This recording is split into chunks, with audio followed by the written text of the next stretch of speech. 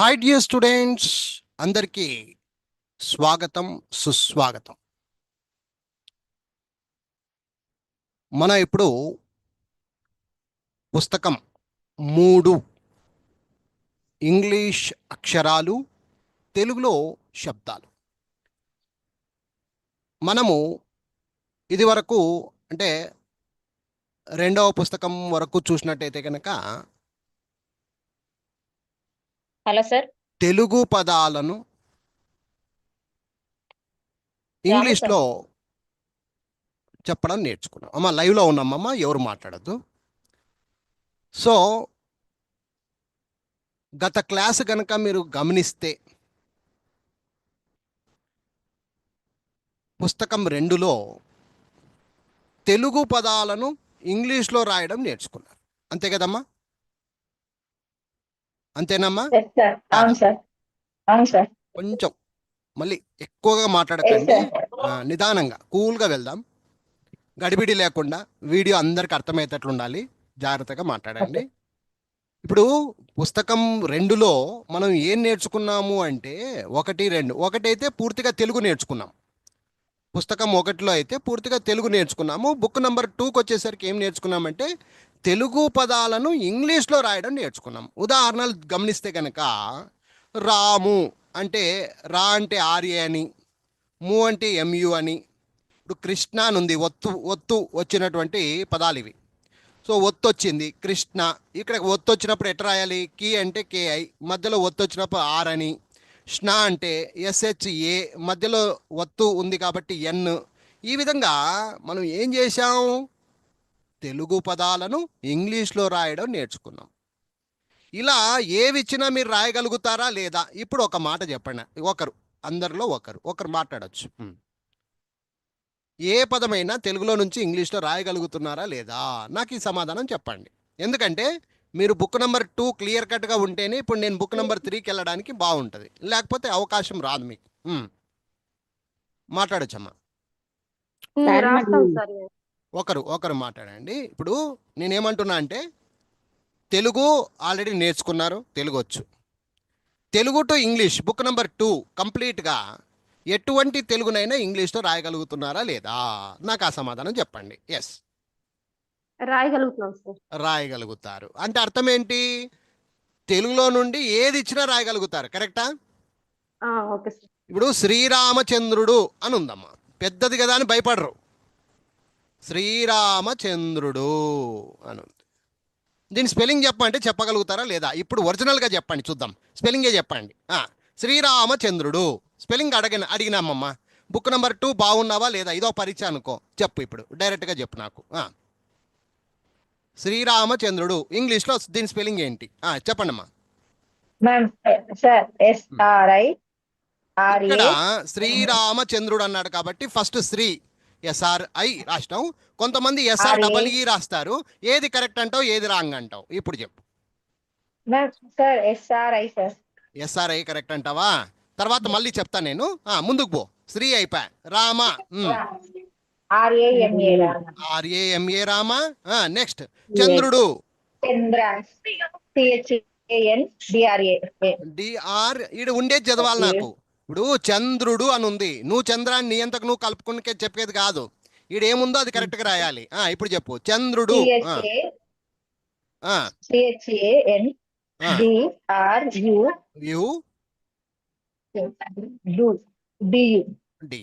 Yes. ఇప్పుడు అందరూ బాగినండి అమ్మా. అందరు వింటున్నారమ్మా? చెప్తానమ్మా. తొందరపడి చెప్పినావు, కరెక్టే చెప్పినావు, కానీ నువ్వేం రాంగ్ చేయలేదు. కానీ ఎందుకు అనేది చెప్పాలిగా, మీకు కూడా అర్థం కావాలిగా. అవును కదా, ఎందుకు? ఒకటి గుర్తుపెట్టుకోండి అమ్మా, ఇక్కడ శ్రీ అంటే మామూలుగా SREE రావాలి, లెక్కకు అదే రావాలి. కానీ చూడండి, శ్రీరామచంద్రుడు అనేది పెద్దగా ఉందా లేదా? పెద్దగుంది అన్నప్పుడు మనం ఏం చేయాలంటే సాధ్యమైనంత వరకు తగ్గించడానికి ప్రయత్నించాలి. ఇప్పుడు అర్థమైందా? లెటర్స్ తగ్గించాలి. సాధ్యమైనంత వరకు అంటున్నా, మళ్ళీ ఇష్టం వచ్చినట్లు కాదు, సాధ్యమైనంత వరకు మనం తగ్గించి చెప్పాలి. అప్పుడు ఎస్ఆర్ఐ సింపుల్గా ఉంది, చాలా బాగుంది. అందుకని చాలామంది ఏం చేస్తారంటే ఎస్ఆర్ఐఏ రాస్తారు, ఎస్ఆర్ఈ రాయరు. ఉత్త శ్రీరామ అని ఉందనుకో, ఉత్త శ్రీ అని ఉందనుకో, అప్పుడు అతని పేరు శ్రీ, అలాంటప్పుడు ఎస్ఆర్ఈ రాసుకో, నీకేమనరు. ఇప్పుడు శ్రీనివాస్ అని ఉంది, SREENIV ఇలా రాస్తారు. అర్థమైందా, అర్థం కాలేదమ్మా? అర్థం. ఇప్పుడు శ్రీనివాస్ అంటే ఇలా రాస్తారు. ఎందుకు శ్రీనివాస్ అంటే అలా రాస్తారు అంటే అది చిన్న పేరు, పెద్ద పేరేం కాదు, శ్రీనివాస్ అంతే. శ్రీనివాస్ కాబట్టి అక్కడ SREE రాస్తారు, NI రాస్తారు, VAS రాస్తారు. ఈ విధముగా అది కంట్రోల్ చేసుకునే శక్తి మీలో ఉందా లేదా? బుక్ నెంబర్ 2లో ఇలాంటి పెద్ద పెద్ద పదాలు కూడా మేము రాయగలుగుతాం సార్, మాకు ధైర్యం అయితే వచ్చిందంటారా? అప్పుడే మేము బుక్ నెంబర్ 3కి వెళ్ళేది, లేకపోతే బుక్ నెంబర్ 3కి మీరు అర్హులు కాదు. ఇప్పుడు అందరూ మాట్లాడండి. లేదండి సార్ మాకు అది క్లారిటీ ఉంది, మేము రాయగలుగుతున్నాము అని అంటే ఇప్పుడు మనం బుక్ నెంబర్ 3కి వెళ్దాం, లేకపోతే వద్దు. ఎస్ సార్ బుక్ నెంబర్ 3 అయిపోయింది కదా సార్. ఇవన్నీ బుక్ వద్దు నెంబర్ తల్లి, 4. అలివేలమ్మా. Okay sir. నా ఓకే క్వశ్చన్ ఆన్సర్ సార్ ఇది క్లారిటీ ఉంది సార్, తెలుగు టు ఇంగ్లీష్ అట్లా చెప్పాలి నాకు, రాయగలుగుతాం సార్. అంతే. ఓకేనమ్మా? అది ఓకే సార్. నాకు తెలుగు క్లారిటీ ఉంది, వాళ్ళకు మాత్రమే అథారిటీ. ఏం అథారిటీ, అధికారం ఏంటి అంటే బుక్ నెంబర్ 3 ముట్టుకునేటువంటి అధికారం. ఇప్పుడు అర్థమైందా, అర్థం కాలేదా? ఓకే అర్థమైంది సార్. సార్. అది ఎస్, జాగ్రత్తగా చూడండి. ఇప్పుడు నుంచి నేను స్టెప్ బై స్టెప్ తీసుకుని వెళ్ళేవాడిని.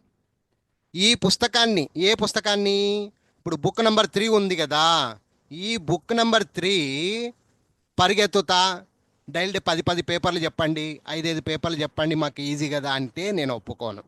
ఈజీ అనే మాట లేనే లేదమ్మా. ఈజీ క్లారిటీ అనే మాట, ఉండాలి సార్. ఈజీ అనే మాట ఇక్కడ లేనే లేదు. ప్రతిదీ చిన్న చిన్న పాయింట్స్ కూడా నేర్చుకుంటూ వెళ్ళాలి.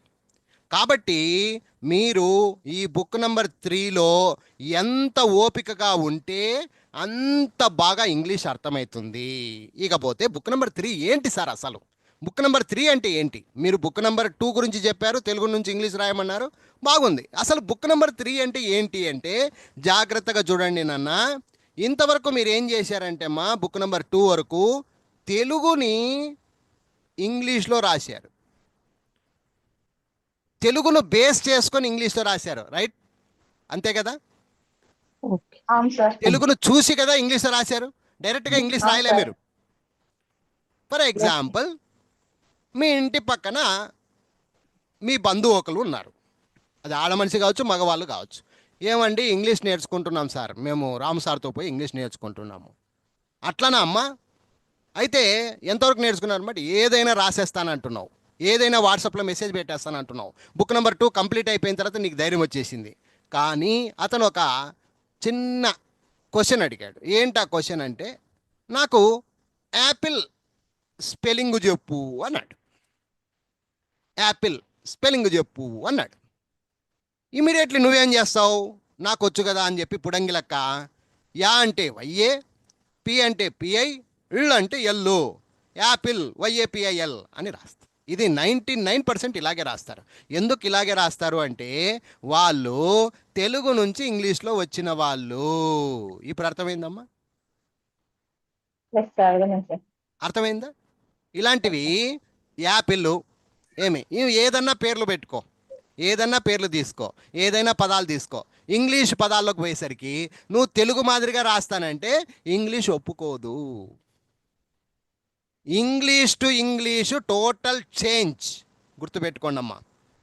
English to English total change అయిపోతుంది.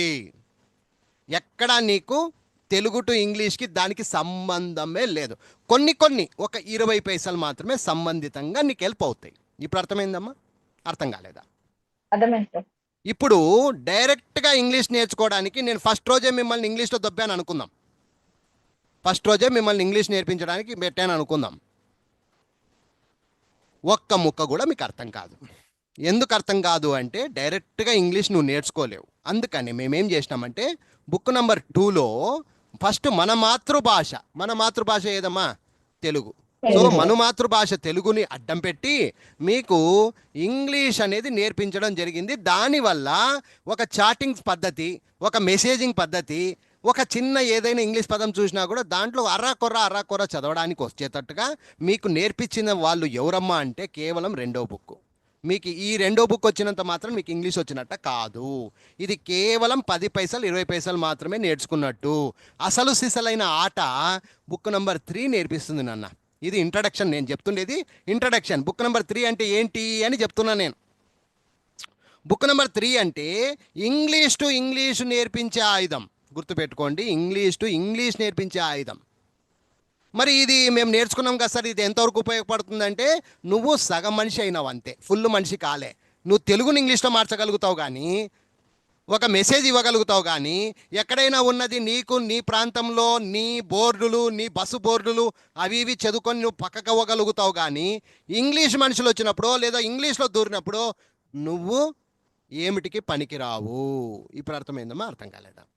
ఎవరైనా ఇంగ్లీష్ పెద్ద పెద్ద పదాలు అడిగినారనుకో మీరు రాయలేరు. ఎందుకు రాయలేరంటే తెలుగును ఉపయోగిస్తావు. నీ బుర్ర ఏమంటుందంటే రా అంటే ఆర్ఏలోనే ఉంటుంది. ఇప్పుడు ఫర్ ఎగ్జాంపుల్ బట్ రాయమన్నాడు వాడు, బట్ అని రాయమన్నాడు. ఇమ్మీడియట్లీ నువ్వేం చేస్తావు తెలుసా? బా అంటే బిఏ, ట అంటే టీఏనో టుయూనో ఏదో చెప్తావు, బట్టు అని ఏదో అంటావు.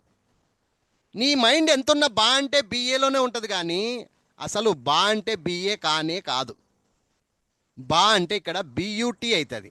బట్ అంటే స్పెల్లింగ్ బియూటీ, యూ తీసుకుంటుంది. యూ అనే సౌండ్ ఇక్కడ బూ కాదు. నువ్వేం నేర్చుకున్నావు? బియూ అంటే బూ, భూషణ్. భూషణ్లో నువ్వు ఇలాగే రాసింటావు. Right are wrong? కరెక్టా రాంగా? భూషణ్ రాయమంటే ఇలాగే రాస్తారు కదమ్మా. బియూ రాస్తారా బిఏ రాస్తారా? బియు ఎందుకు బియూ రాసినారంటే నీకు బూ అనంగానే ఊ అనంగానే యూ రాసే అలవాటు ఉంది. నీ అలవాటు ఏం చేస్తుంది ఇక్కడ? భూషణ్లో బూ ఈ బట్ అనేసరికి బియూటీని చదవమన్నప్పుడు బుట్ అని చదువుతావు. ఎందుకు చదువుతావు అంటే యూ అంటే యూ అనేటువంటి నాలెడ్జ్ నీ మైండ్లో ఉంది. కాబట్టి ప్రతి ఒక్క ముక్కలో కూడా నీ తెలుగు అక్కడ పనిచేస్తూ ఉంటుంది, మిషనరీ అక్కడ పనిచేస్తూ ఉంటుంది. అటు కాకుండా ఇటు కాకుండా పోతావు నువ్వు. కానీ మరి దీనికంటూ ఒక పద్ధతి, దీనికంటూ ఒక ఫార్ములాలు, దీనికంటే కొన్ని రూల్స్ రెగ్యులేషన్స్ ఇవన్నీ ఉన్నాయమ్మా. ఎవరైతే దీన్ని పట్టుకొని పోతారో వాళ్ళకి మాత్రమే ఇంగ్లీష్ వస్తుంది. 100% మీరు ఇంగ్లీష్ మనుషులు కావాలంటే చాలా ఓపిక పట్టి బుక్ నెంబర్ 3ని ఫాలో అప్ అవ్వాలి. తర్వాత సార్ ఓకే సార్ మీరు చెప్పినట్లు వింటాము, ఒక 3 నెలలు మీ మాట చక్కగా వింటాము. ఆ తర్వాత మా పరిస్థితి ఎలా ఉంటుంది అంటే నువ్వు ఎలాంటి డిక్టేషన్ పెట్టినా కూడా, ఎలాంటి పదాలు అడిగినా కూడా 90% కరెక్ట్ చేస్తానన్న. మరి మిగిలిన 10% ఏం సార్ అంటే బ్రహ్మదేవుడు కూడా కరెక్ట్గా రాయలేడు. ఎందుకంటే ఇంగ్లీష్ పదాలు అంత కష్టమైనవి, నేను నేర్పించటం అంతవరకే. కాబట్టి నువ్వు ఎంత కష్టపడినా కూడా 90 పైసలు ఇంగ్లీష్ కరెక్ట్ రాయగలుగుతావు, 10 పైసలు. ఎందుకంటే మన తెలుగు వేరు, ఇంగ్లీషు వేరమ్మా, గుర్తుపెట్టుకోండి. 90 పైసలు అన్నా కూడా రికార్డ్ అది. మీరు ఇంకా నేను మిమ్మల్ని స్పెల్లింగ్స్లో మించినోడు ఎవడు లేడు. మరి 100% నేను తయారు కావాలంటే అది కాలేని పని. ఊకనే మాట్లాడకూడదు, ఊకనే ఉద్దరు మాటలు చెప్పకూడదు, నువ్వైనా నేనైనా చెప్పకూడదు. అట్లాగా తెలుగు నేర్చుకున్నావు, తెలుగు ఎలాగైనా రాయగలుగుతావు. ఎందుకంటే చూడండి, ఇప్పుడు ఫర్ ఎగ్జాంపుల్ విశ్వామిత్ర రాయమంటే తెలుగులో చూడండి ఎంత కరెక్ట్గా రాయగలుగుతామంటే వాకు గుడిస్తే వీని ఎవడు వా రాయలేడు. ఎందుకు రాయలేడంటే నువ్వు తెలుగు ఎంత చక్కగా నేర్చుకున్నావంటే వీకి గుడి ఇస్తే, వాకు గుడి ఇస్తే వి అవుతుంది.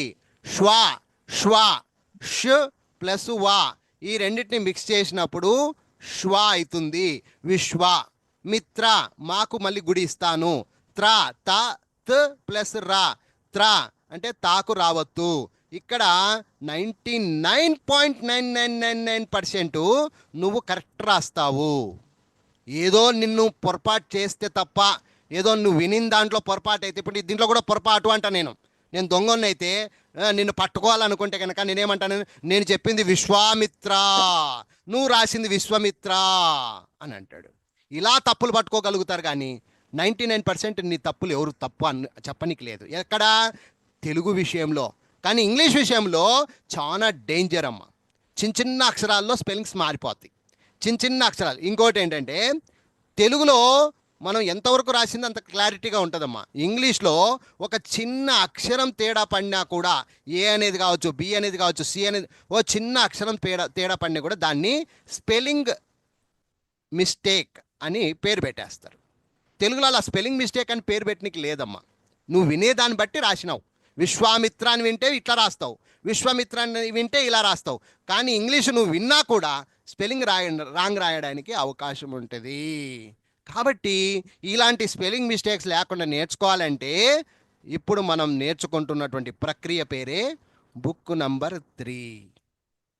ఇది ఇంగ్లీష్ టు ఇంగ్లీష్ అంటారు దీన్ని. దీనికి మరి తెలుగుకి అంటే తెలుగుగానే పెట్టుకో, ఆడ పెట్టుకో. నేను దాన్ని తీసుకొని వచ్చి దీంట్లో కలుపుతా అంటే అది ఒప్పుకోదు. ఇది కాన్సెప్టే వేరు, నేర్చుకునే విధానం వేరు. దీనికి separate materials, separate rules and regulations, separate concept ఉంటుందమ్మా. ఇంతవరకు నేను చెప్పాను కదమ్మా. ఇప్పుడు మనస్ఫూర్తిగా అందరు ఒక్కొక్కరిగా మాట్లాడండి. లేదు సార్ మేము ఇలా అనుకున్నాము, మేము ఇలా అనుకున్నాం, మీ అభిప్రాయాలు ఏమో చెప్పండి. నేను ఇంతసేపు ఏం చేశానంటే బుక్ నెంబర్ 3 మీ చేతుల్లో ఆల్రెడీ ఉంది ఒకటి, బుక్ నెంబర్ 3. దాని గురించి నేను వివరణ ఇచ్చా. నేను ఎప్పుడు చెప్పలా, ఈ క్లాస్ నేను ఎప్పుడు చెప్పలా. ఈరోజు మీకోసం ప్రత్యేకంగా చెప్పా.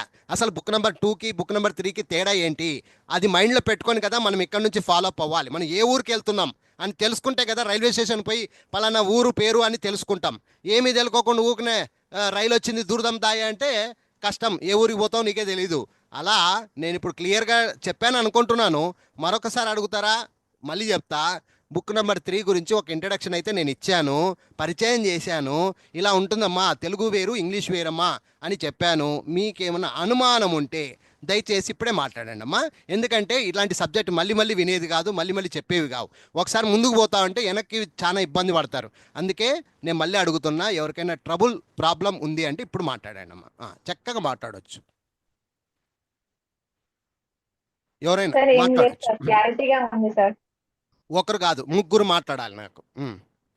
సార్ చాలా క్లారిటీ వచ్చింది సార్ అంత ముందు కాడికి ఇప్పుడు. సో ఇప్పుడు తెలుగు అనేది కొంచెం పక్క పెట్టండి అంటున్నా. ప్రతిదాన్ని దీన్ని తీసుకురాకండి. ఓకే, అవును సార్. తెలుగు అనేది కొంచెం పక్కన పెట్టండి. ఇప్పుడు మన ప్రయాణం ఇంగ్లీషు ప్రయాణం. ఇండియాని దాటేసినాం మనం. ఇప్పుడు ఇండియాని దాటేసినాం, అమెరికాకు పోతున్నాం. ఇండియాని దాటినప్పుడు మళ్ళీ తెలుగు మాట్లాడతానంటే నీ మాట వినేటోడు ఎవడు ఉన్నాడు, అది గుర్తుపెట్టుకో, అంతే చాలు. Okay, now we are going to English. ఇక్కడ నుంచి ప్రతి పాయింట్, ఇక్కడ నేను ఇంతకుముందు చదువుకోలేదు కదా సార్, నువ్వు తెలుగు చదువుకున్నావు, తెలుగుని ఇంగ్లీష్ రాయడానికి వచ్చింది కదా, అదే నీ విద్యార్హత. ఇప్పుడు నీకున్న విద్యార్హత ఏంటి? నీకు తెలుగు వచ్చు, తెలుగు టు ఇంగ్లీష్ రాయడం వచ్చు. అదే నీకు పాజిటివ్, అదే నీకు పెద్ద ఆయుధం. కాబట్టి నువ్వు నేర్చుకున్నది ఏం తప్పేం కాదు, నువ్వు నేర్చుకున్నావు. దాంతో ఇప్పుడు మనం ఆ యూజ్ చేసుకుంటూ మనం ఇంగ్లీష్ మీదకి వెళ్తున్నాం. ఎస్ ఒకసారి రామాయి అమ్మా, ఎవరన్నా సార్, మాట్లాడాలి? సార్ ఒక్క నిమిషం. చెప్పు అమ్మా, చెప్పండి. మల్లేశ్వరి క్లాస్ లేదా సార్ ఈ రోజు? ఒక గంట అయిన తర్వాత వస్తుంది అమ్మా, ఆమె లింక్ ఇస్తుంది, వెళ్ళండి. ఓకేనా, రైట్. అదే మరి టైం లేదు. ఓకే అమ్మా, లైవ్ లో మాట్లాడొద్దు ప్లీజ్, ఇది అందరికి వెళ్ళే లైవ్. Sorry sir. రైట్ అమ్మా, ఇంతవరకు క్లియర్ కదమ్మా? ఇంకొకరు ఎవరైనా ఉంటే మాట్లాడండి. మీ అభిప్రాయమే నా అభిప్రాయం. ఇంకొకరు ఎవరైనా ఒకరు మాట్లాడండి.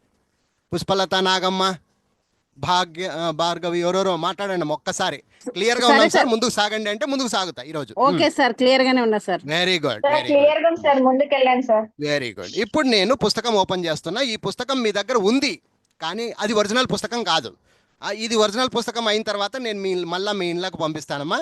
ఇప్పుడు ఏం మాట్లాడకండి, మీ దగ్గర ఉంది ఆల్రెడీ, అది మీకు హెల్ప్ అవుతుంది అంతేగాని అదే పుస్తకం కాదు. మళ్ళీ చూడు, బాగా చెప్తున్నా. ఈరోజు మనం పుస్తకం 3కి వెళ్తున్నాం. అందరు సిద్ధమా? సిద్ధమా అమ్మా? Very good. Okay sir. ఇప్పుడు జాగ్రత్తగా వినండి అమ్మా, నా మాటలు జాగ్రత్తగా వినండి అమ్మా. ఈ పుస్తకం పేరేం పెట్టినామంటే ఇంగ్లీష్ అక్షరాలు. అంటే ఏమమ్మా? ఇంగ్లీష్ అక్షరాలు అంటే ఏమేమమ్మా? ఏ నుండి జెడ్ వరకు, అంతే కదమ్మా? ఓకే. అంతే కదమ్మా? ఇంగ్లీష్ అక్షరాలు అంటే అర్థం ఏమమ్మా? ఏ నుండి జెడ్ వరకు. తెలుగులో శబ్దాలు ఇప్పుడు రివర్స్ లో వస్తున్నాం. తల్లులు, ఇంతవరకు ఏం చేశాము? ఇంతకుముందు బుక్ నెంబర్ 2లో ఏం చేశాము? ఫస్ట్ తెలుగును పెట్టుకున్నాము. కా అంటే ఏమ్మా? కా అంటే ఏమ్మా? సార్ ఇది ఏంటి? తెలుగు నుండి ఇంగ్లీష్. ఇప్పుడేమంటున్నాడు చూడండి, రివర్స్ వస్తున్నాడు వాడు. తెలుగు ఇంగ్లీష్ అక్షరాలు తెలుగులో శబ్దాలు అన్నాడు. రివర్స్ అయిపోద్ది, మొత్తం రివర్సు. ఇక్కడ ఇంకొక విషయం గమనించండి, ఇది పలకండి చాలు, అర్థాలు ఎత్తుకొద్దు. ఇప్పుడు అర్థాలు వెతకొద్దు. అందరికీ మళ్ళీ చెప్తున్నా, రివర్స్లో మళ్ళీ చెప్తున్నా, అర్థాలు ఎత్తుక్కుంటూ కూర్చుంటానంటే నీకు ఇంగ్లీష్ రాదు. మళ్ళీ అర్థాల Okay, కోసం ఒక రోజు ఉందమ్మా. ఆ రోజు పోయినప్పుడు నేనే అర్థాలు నేర్పిస్తా, అన్ని అర్థాలు నేర్పిస్తా. ఫస్ట్ మనం ఇప్పుడు ఇంగ్లీష్ అక్షరాలు తెలుగులో శబ్దాలు అంటే అమ్మా సౌండ్స్ అంటారమ్మా. ఏమంటారమ్మా? శబ్దాలను ఏమంటారమ్మా? సౌండ్ అంటే మామూలుగా తెలుసు కదమ్మా, ఏ సౌండ్ తక్కువ పెట్టు, సౌండ్ ఎక్కువ పెట్టు అంటారు కదమ్మా, దాన్నే సౌండ్స్ అంటారు. సౌండ్స్ అంటే శబ్దాలు అని అర్థం. ఇంగ్లీష్లో 26 అక్షరాలు ఉన్నాయి, మీకు అందరికీ తెలుసవి, అవునా? ఎన్ని అక్షరాలు ఉన్నాయమ్మా ఇంగ్లీష్లో? 26 sir. 26 అక్షరాలు ఉన్నాయి. మామూలుగా తెలుగులో నుంచి మనం ఇంగ్లీష్లో పోయినాం, కానీ ఇప్పుడు ఇంగ్లీష్ అక్షరాలని తెలుగులో ఏమంటారు అనేది ఈ పుస్తకంలో మనం ఇప్పుడు చూసుకుంటూ వెళ్తూ ఉన్నాము. ముందుకు పోదుమమ్మా. అంగీకారం? Yes sir. Okay sir. Yes sir. Okay sir. జాగ్రత్తగా చూడండి, ఇక్కడ నుంచి సినిమా స్టార్ట్ అవుతుంది. ప్రతిదీ సినిమా ఇక్కడ నుంచి ఉండేదమ్మా, జాగ్రత్తగా చూడండి ప్రతి పాయింట్ని.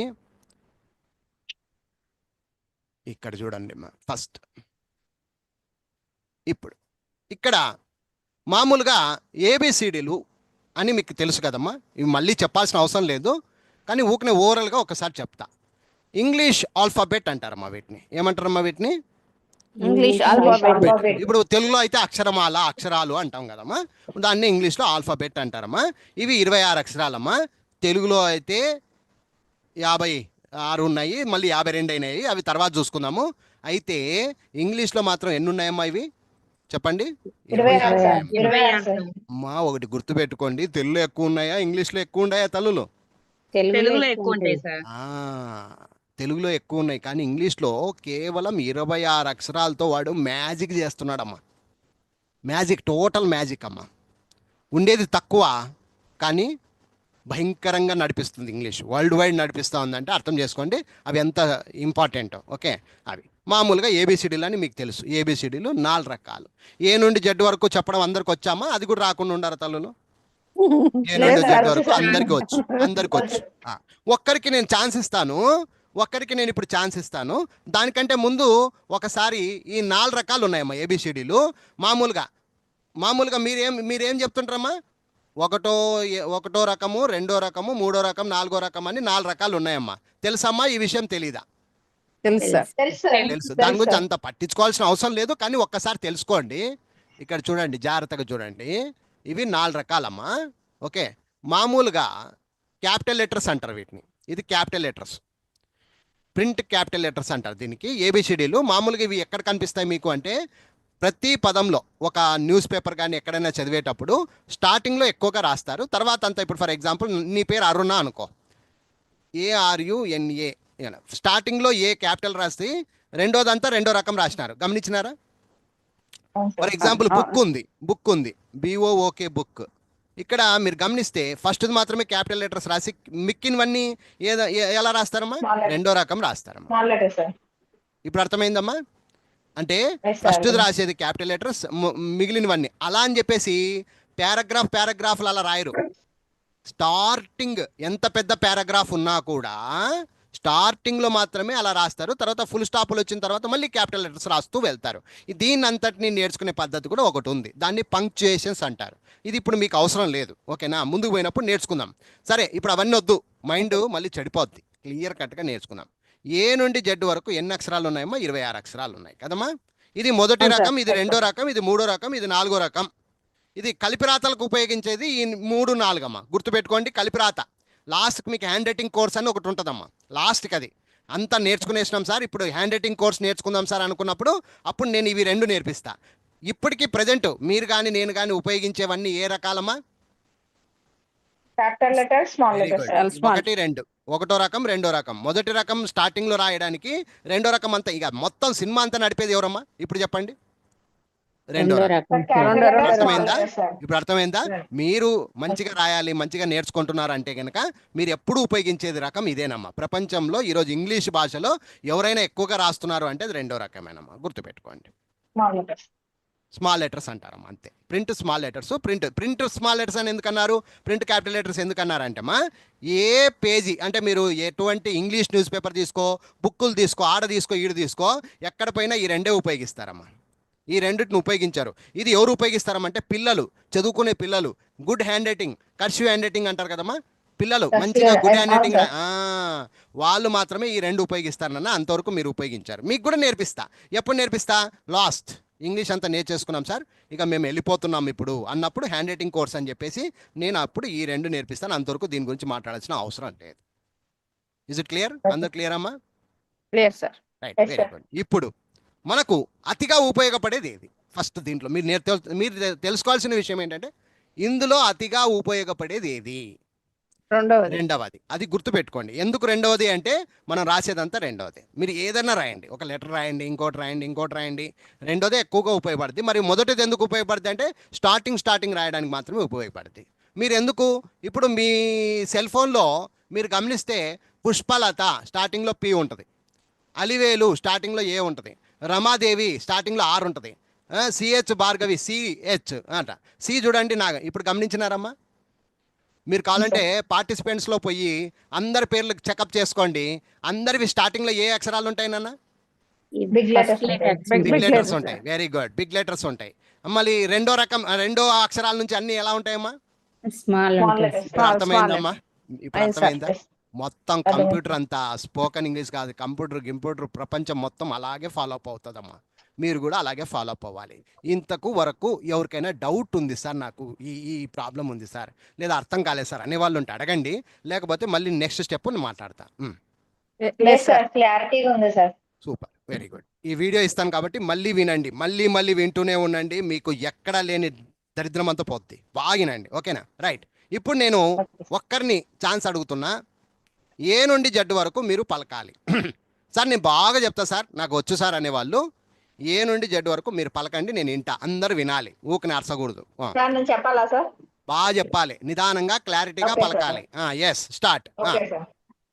ఏ B C D E F G H I J K L M N O P Q R S T U V W X Y Z. కరెక్టేనమ్మా? అంతే కదమ్మా అందరూ? ఆమె చెప్పింది కరెక్టేనమ్మా? రాంగా? Ah, ఎవరన్నా correct, రాంగ్ అనే వాళ్ళు correct. ఉంటే రండి. కరెక్టే సార్. కరెక్టే కదమ్మా? మీరు అందరూ నేర్చుకుంది అదే పద్ధతే కదమ్మా? అదే పద్ధతి sir. Very good, very good, very good. Okay, ఇప్పుడు మనం ఇంగ్లీష్ అనేటువంటి ప్రవాహంలో కొట్టుకుపోతున్నాం మనం. ఇప్పుడు ఎలా ఉంటుందో చూడండి. ఇప్పుడు ఇది ఏమ్మా? ఇది ఏ ఏ కదమ్మా? లేదు సార్. మీరు ఏ అనే దాని మీద ఒకటి ఫిక్స్ అయినారు, కరెక్టా? అవును సార్. Yes sir. అందరు అంతే కదమ్మా? ఏ అనేది మాత్రమే కదా మీరు ఫిక్స్ అయింది.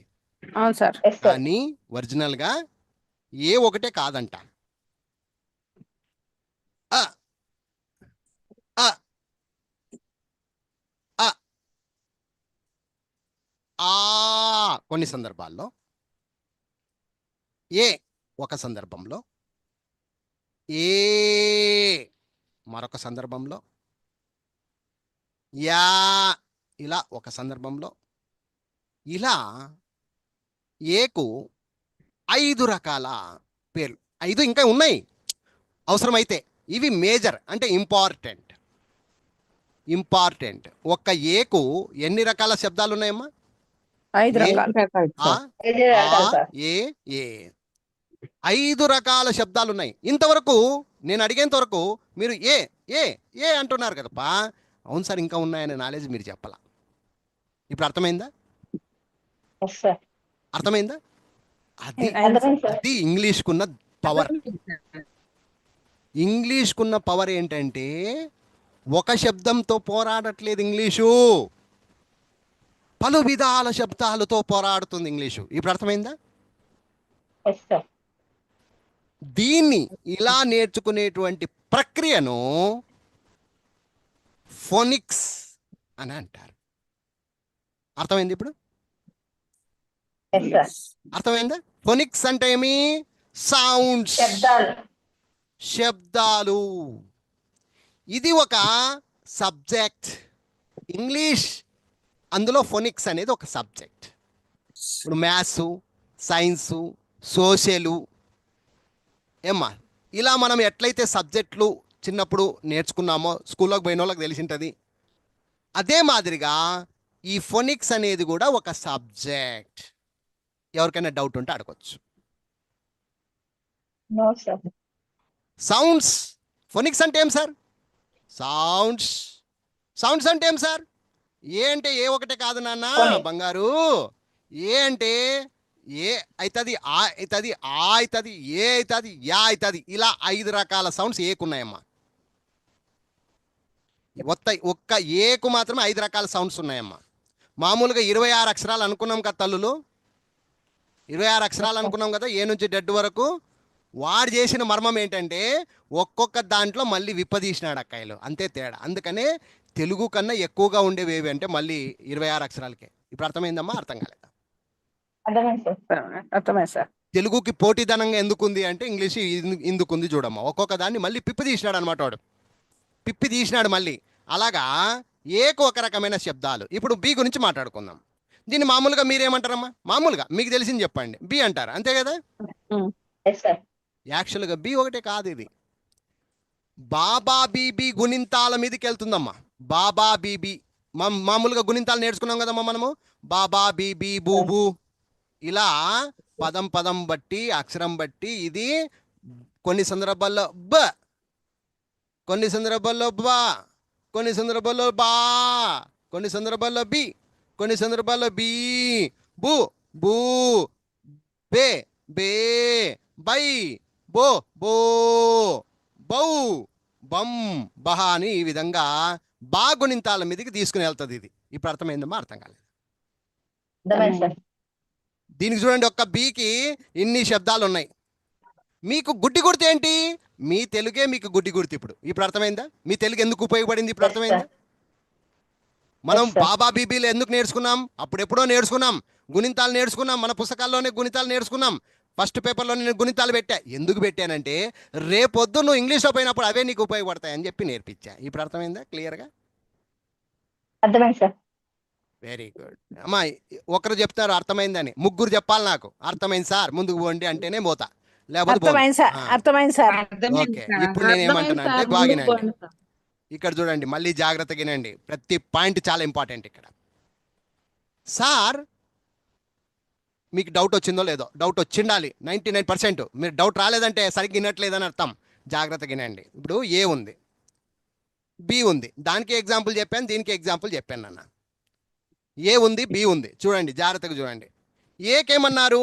ఏ వస్తుందన్నారు, ఏ వస్తుందన్నారు, ఆ వస్తుందన్నారు, ఆ వస్తుందన్నారు, యా వస్తుందన్నారు. ఉత్త 5 చెప్పారు. ఏమేమన్నా తిక్కోళ్ళమా? బీకెందుకు మళ్ళీ అన్నోటు ఉన్నాయి, గుణింతాలు మొత్తం ఉన్నాయి కదా. బు అన్నావు, బా అన్నావు, బి అన్నావు, బా అన్నావు, బి అన్నావు, బి అన్నావు, బూ అన్నావు, బూ అన్నావు, బే అన్నావు, బే అన్నావు, బై అన్నావు, బం బహా వరకు అన్నావు. వీటికేమో మొత్తం గుణింతాలన్నీ వచ్చినాయి. ఏం ఏకెందుకు రాలేదు అని డౌట్ మీకు వచ్చిందా లేదా? వచ్చింది సార్. ఇది ఏ అంటే రావాలి, రావాలి, ఇప్పుడు రావాలి. దాని టైం వచ్చింది, ఇప్పుడు రావాలి. నీకు ఆ డౌట్ రావాలి. ఏ ఎందుకు వచ్చింది ఏమి సార్. తప్పు తినింది, బి ఎందుకు ఎక్కువ తినింది. ఏనే గొప్పది కదా, ఎక్కువ చెప్పాలంటే మనం ఏనే కదా గొప్పది, బి కదా సన్నది. మరి బీకే ఎందుకు ఇన్ని శబ్దాలు ఉన్నాయి, ఏకెందుకు తక్కువ శబ్దాలు ఉన్నాయి అనేది మీకు డౌట్ వచ్చిందా లేదా? ఇప్పుడు క్లారిటీ ఇవ్వండి వచ్చింది సార్. అందరికీ. సరే, వచ్చింది సార్. నాకు తెలుసు సార్ అనే వాళ్ళు చెప్పండి. ఎవరన్నా నాకు తెలుసు నాకు సార్ తెలుసు. అనేవాళ్ళు నోరిప్పి మాట్లాడండి. తెలియదు సార్ నిజంగా మాకు నాకు చెప్పండి తెలుసు మీరంటే ఈరోజు ఆ పాయింట్ చెప్పేస్తా. చెప్పండి సార్. ఓకేనా? ఇంతవరకు క్లియర్ అందరు? Clear sir. Clear sir. Yes, very good. ఇప్పుడు చూడండి మ్యాజిక్ షో చూపిస్తా. ఇంగ్లీష్లో ఎన్ని అక్షరాలమ్మ ఉండేది? 26 సార్. A B C D E F G H I J K L M N O P Q R S T U V W X Y Z. ఇవేనమ్మా కాదా? ఏమైనా రాంగ్ ఉందా? చూడండి ఇవే ఒకసారి. సార్. ఇవే ఇవే సార్. సార్. వీటిలో ఇంగ్లీషు తాత ఏం చేశాడంటే, ఒరే 26 అక్షరాలు ఉన్నాయి కదా,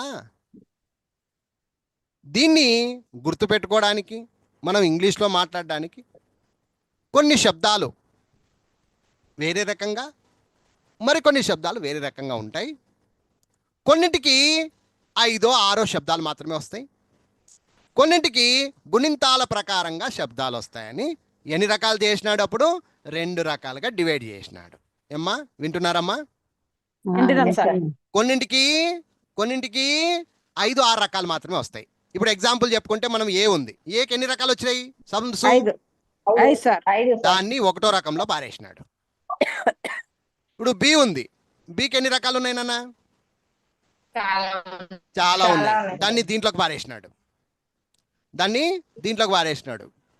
మళ్ళీ సి ఉంది, దాన్ని ఏ రకంలోకి వేయాలి ఇప్పుడు మనము? సికి చాలా ఉన్నాయమ్మా, 2 రకాలు. చాలా ఉన్నాయి. నేను రెండు ఊపిరి లైట్గా రకాలు. చెప్పుకుంటూ పోతా, 2 రకాలు. తర్వాత మళ్ళీ మాట్లాడుకుందాము. ఇప్పటికి నేను ఊపిరి జనరల్గా మీకు నేర్పిస్తూ వెళ్తా. సి వచ్చేసి చాలా రకాలు ఉన్నాయమ్మా, అందుకని చాలా ఉంటే 2వ రకంలోకి పారేస్తున్నా. డికి చాలా రకాలు ఉన్నాయమ్మా, ఈకి 2 రకాలు. కొన్ని మాత్రమే ఉన్నాయి. 1 రకం. ఎఫ్ చాలా ఉన్నాయి, జి చాలా ఉన్నాయి, హెచ్ చాలా ఉన్నాయి, ఐ 1వ రకంలో పారేసిన తక్కువ ఉన్నాయమ్మా, ఇది తక్కువ ఉన్నాయి. ఐకి తక్కువ ఉన్నాయి నాన్న. జే ఎక్కువ ఉన్నాయమ్మా, కే ఎక్కువ ఉన్నాయమ్మా, ఎల్ ఎక్కువ ఉన్నాయమ్మా, ఎం ఎక్కువ ఉన్నాయమ్మా, ఓ ఉంది కదమ్మా దీంట్లోకి పారేసినాడమ్మా. పి ఎక్కువ ఉన్నాయమ్మా, క్యూ ఎక్కువ ఉన్నాయమ్మా, ఆర్ ఎక్కువ ఉన్నాయమ్మా, ఎస్ టీ ఎక్కువ, యు తక్కువ, W Y X Y W X కూడా తక్కువే. ఇక వై అనేది ఎక్కువ ఉన్నాయి, జెడ్ అనేది ఎక్కువ ఉన్నాయి. ఇప్పుడు చూడండి 1వ రకంలో ఎన్ని తేలినాయమ్మా? 5 సార్. 5 5 రకాలు సార్. తేలినాయి. 2వ రకంకి ఎన్ని తేలినాయమ్మా? 21 సార్. 21 సార్. ఇక్కడ మీరు ఎంచుకుంటూ కూర్చోకూడదు, తలకాయ లేదంటారు. ఈడ 5 రకాలు, 26 రకాలు 5 రకాలు పోతే ఎన్నమ్మా? 26 రకాల్లో 5 రకాలు పోతే ఎంతమ్మా? ఇంకా 21. 21 సార్. ఇప్పుడు క్లియర్ కట్గా చెప్తాను, బాగినండి. AEIOU అనే వాటిని ఓవల్స్ అని పేరు పెట్టినారు నాన్న. దీన్నే మన తెలుగులో అయితే అచ్చులు అని పేరు పెట్టినారు. అ ఆ ఇ ఈ ఉ ఊ రు రు ఏ ఏ ఐ ఓ ఓ ఔ అమ్మహ మన అచ్చులు. కరెక్టా? Yes, sir. అంతే కదమ్మా అచ్చులు మన తెలుగులో. మన Yes, sir. తెలుగులో ఏ విధంగా అయితే అచ్చులు ఉన్నాయో, ఆ నుండి అమ్మహ వరకు అచ్చులు ఉన్నాయో, ఇంగ్లీష్లో కూడా వాడు ఏం చేసినాడంటే తక్కువ సౌండ్స్ వచ్చే వాటిని పక్కన తీసి పక్క పెట్టాడు. వాటినే మనం అచ్చులు అనుకోవాలి. అచ్చులను ఇంగ్లీష్లో ఏమంటారంటే ఓవల్స్ అని అంటారు. ఏమంటారమ్మా? ఓవల్స్ అంటారు. ఏమంటారు? Ovals. Oval, sir. ఓవల్స్. మరి వీటిని ఏమంటారమ్మా అంటే కాన్సోనెంట్స్ అంటారు. Consonant. వీటిని ఏమంటారు తెలుగులో అయితే? హల్లులు. హల్లులు అంటే ఏమి? కా నుండి బండిరా వరకు, కా నుండి బండిరా వరకు. మీరు ఇక్కడ గమనిస్తే ఇవన్నీ కూడా బా ఎక్కడ ఉంటుంది? కింద ఉంటుంది. కా, సి అంటే కా, డి అంటే డా, ఎఫ్ అంటే ఫా, జి అంటే గా, హెచ్ అంటే హా, జా అంటే జే జా, తర్వాత కే కా, లా ఎల్, మా. ఇవన్నీ గమనించండి. కా నుండి బండిరా లోపే కనిపిస్తాయి తెలుగులో. గమనించండి, బాగా గమనించండి మీరు.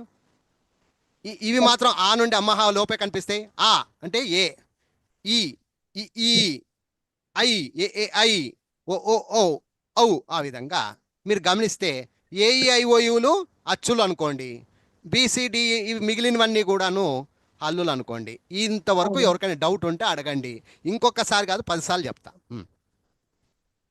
లేదు సార్. అందరూ మాట్లాడండి ఇప్పుడు. సరే, మాకు Correct గా క్లియర్గా ఉంది. ఈ ఫ్రేమ్ వర్క్ మాకు నీట్గా అర్థమైంది. ఓహో, 26 అక్షరాలని 2 రకాలుగా డివైడ్ చేసినారు. ఏమవి? అచ్చులు, అల్లులు తెలుగులో అయితే. ఇంగ్లీష్లో అయితే ఓవల్స్, కాన్సోనెంట్స్. Ovals, Consonant. పేరు చెప్పేకి నేర్చుకోండి అంతే. మీరేమి దాన్ని బట్టి కొట్టుకొని కూర్చోవాలనేది ఏం లేదు. మీరు ఇంకా రానోళ్ళు, మీకు ఇంకా ఇప్పుడిప్పుడే ఇంగ్లీష్ టచ్ అవుతా ఉంది కాబట్టి ఫస్ట్ అర్థం చేసుకోండి చాలు. ఓకేనా? ఇది ఓవల్స్ అంటే అచ్చులు అని, కాన్సోనెంట్స్ అంటే హల్లులు అని తెలుసుకోండి చాలు. ఇంతవరకు ఎవరికైనా డౌట్ ఉందో అడగండి. ఇప్పుడు చెప్పండి, sir. నాకు క్వశ్చన్కి ఆన్సర్ ఇవ్వండి. మొత్తం ఇంగ్లీష్ అక్షరాలు ఎన్ని? 26. 26 సార్. 26 అక్షరాలు. 26 అక్షరాలు ఎన్ని రకాలుగా డివైడ్ చేసినారమ్మా? Two types. Ovals, ఒకటి consonants, sir. ఓవల్స్, రెండు కాన్సోనెంట్స్. Consonants. ఎవరన్నా అడుగుతారు రేపు పొద్దున్న, ఏ ఓవల్స్ అంటే ఏవేవి రా అన్నాడు, అప్పుడు నువ్వు అనాలి AEIOU. ఏఈఐఓయు అనేది ఓవల్స్.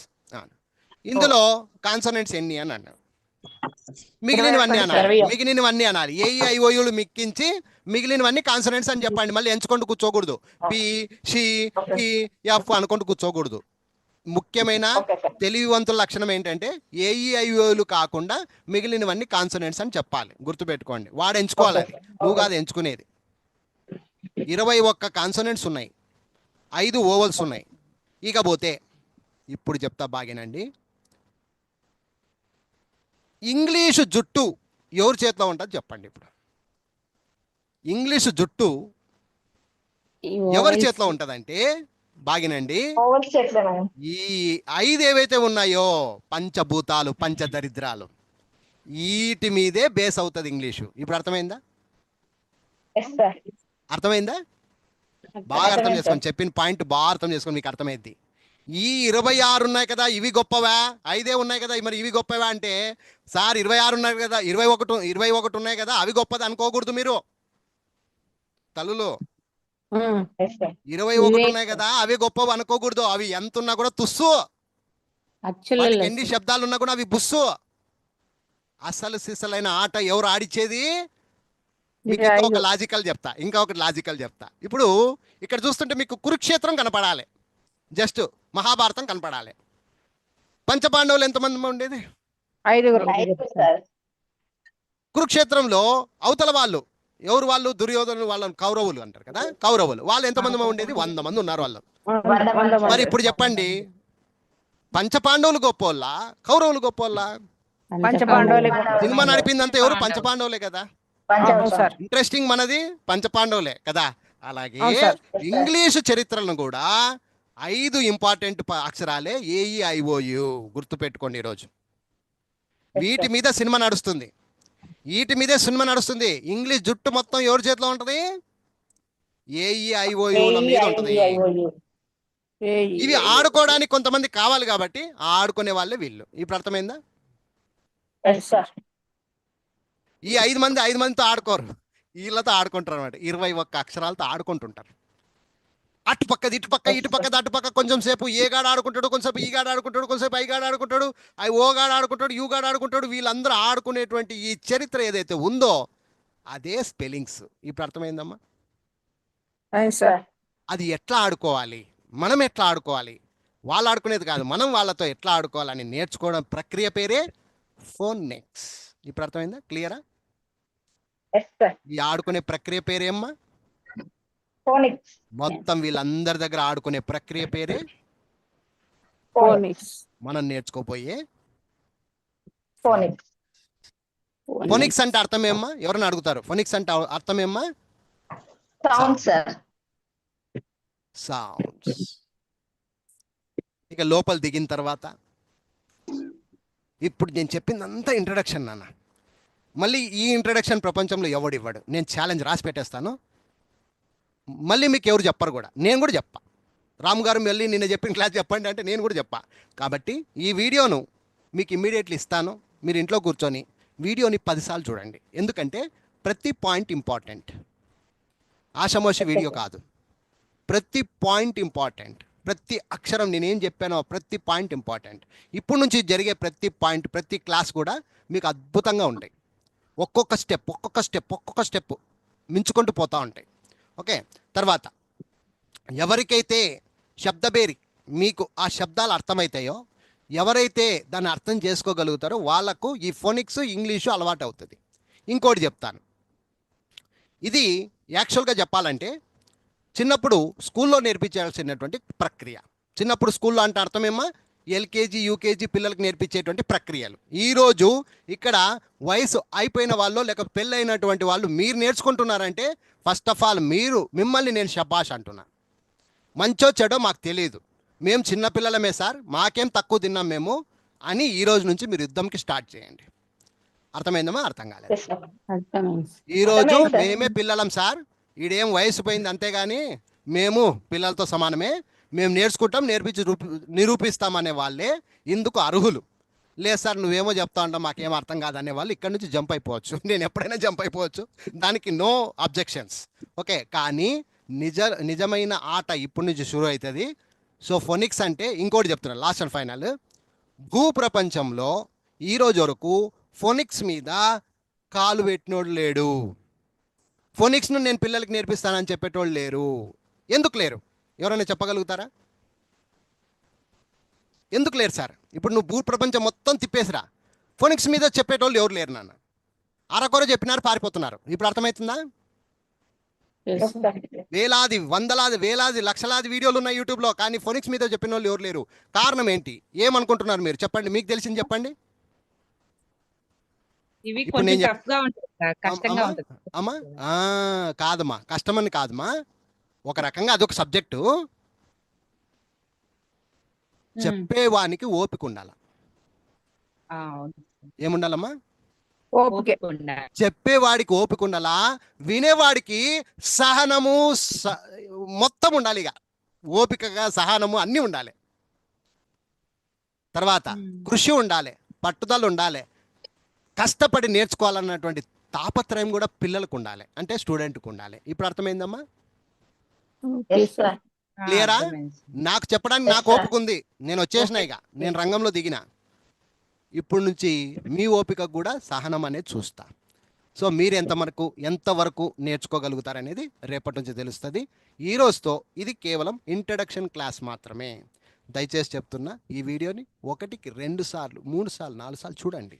ప్రతి వీడియోని, ఒక్క వీడియో వదిలిపెట్టినా కూడా చెప్తున్నాను, ఏదో కోల్పోతారు.